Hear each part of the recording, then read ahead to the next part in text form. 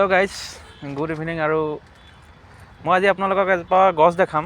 মানে গছজোপা মই প্ৰায় দেখাই নাই, আমাৰ সেইফালে অসমততো খুব কমেই পোৱা যায়। মানে মই দেখাই নাই, আৰু যদি আপোনালোকে চিনি পায় গছজোপা আপোনালোকে ক'বচোন কি গছ এজোপা।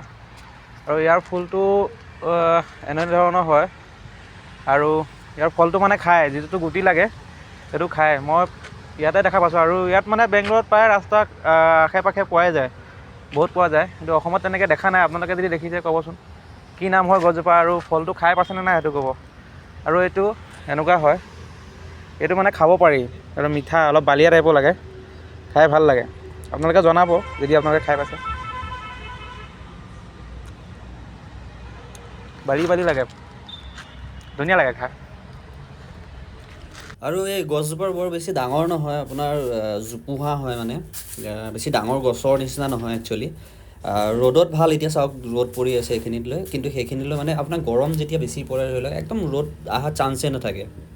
আৰু ফলটোতো খাবলৈ পৰা যায়, ফলো ভাল।